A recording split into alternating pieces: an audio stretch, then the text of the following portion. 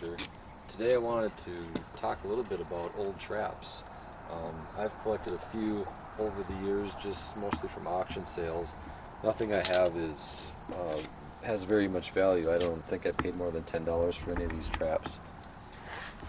But I got a book from a trap company ordered online, and it got me thinking. And was going through these, and I found some of these that I kind of similar to what I had. So I dug through my pile of junk traps and kind of picked out the ones that I thought were most interesting.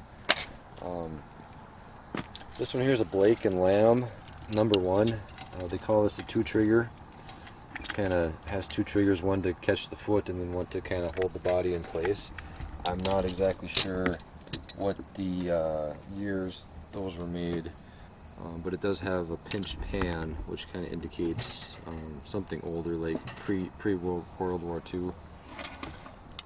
This is a Victor stop-loss trap.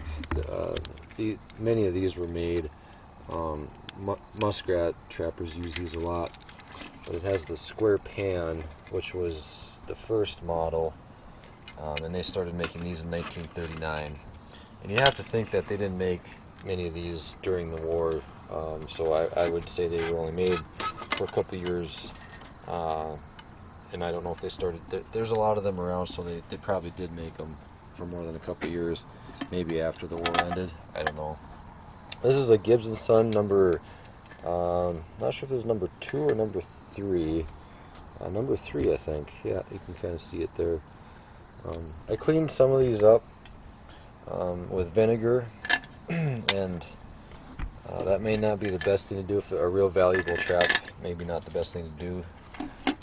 But some of these traps you couldn't see anything on the pans, and using vinegar, half water, and soaking them for a few days really cleans them up nice, and you can easily read what's on the trap, on the pan. But now we're getting in a little bit older. This was probably built in 1920s or 30s, probably 1930s. I actually caught a coyote with this before I kind of realized the importance of it. The real strong springs, and these got a little bit rusted on, and that was my fault. They were good springs when I first bought it. Heavy chain. I believe this is the original chain, double loop chain, but it's a heavy chain on there. So, real great trap. Gibbs was kind of a he was a big trapper. He was more so a trapper than a trap maker.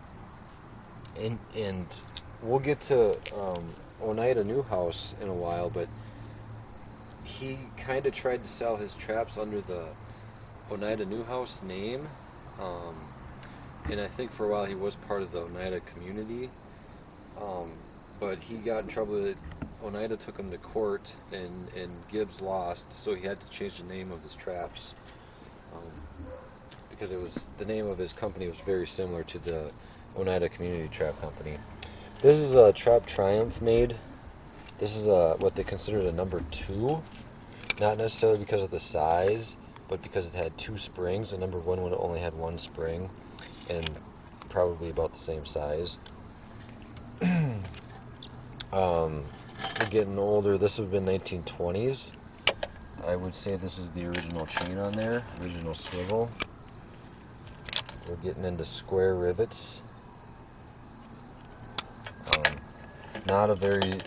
Triumph was not known for a great trap manufacturer. They were a cheap manufacturer. They made a lot of traps that were not well built, and you can see that with this.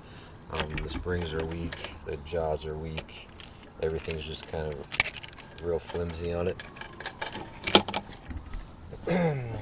Here we get into Victor, and Oneida Newhouse made Victor. So Oneida Newhouse started 1850s, 1860s. They were kind of a religious cult.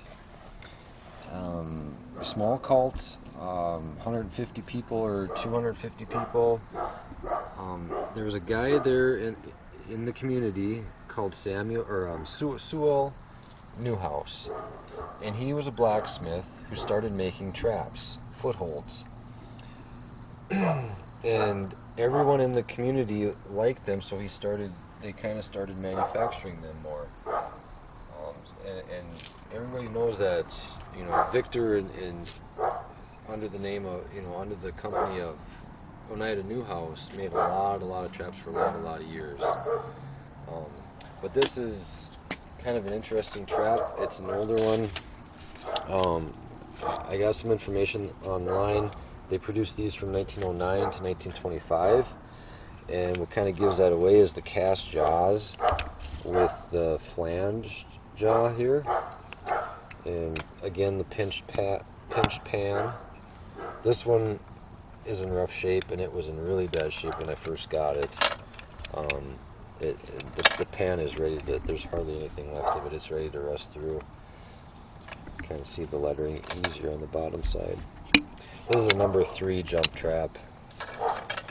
And then probably my favorite, because I had this, I bought this at an auction for next to nothing. It was in a pile of other traps, and it was full of rust, and I had it sitting on a shelf for a couple years, and I honestly thought it was something way different until I started looking at it closer, and it turns out it is an Oneida Newhouse number 1.5. And what I've also learned is this is not a very valuable trap, but some of the ones that look similar to this, but maybe a larger trap like the 3.5 is very valuable. This one is not. And I had to do a lot of scrubbing and a lot of cleaning on this one. And lo and behold, on the spring, it says S. Newhouse, Oneida Community, NY for New York. So that dates this to the early 1900s, like the first decade of the 1900s. This one is kind of in rough shape. The swivel down here is broken off and the chain is missing, and then somebody welded on a new trigger on there, it looks like. But you get the square rivets, square bolt for the post. Really interesting. I was really happy to actually figure out what this was. They called this the mink trap. They made several variations of it. They made some with teeth, some smaller, some bigger, but they all kind of had the same design. And that's kind of a typical Oneida Newhouse trap. Well, that's all I have. If there's any information here that maybe wasn't quite right, please comment below and let me know, and maybe leave some pictures of traps you have. Have a good night.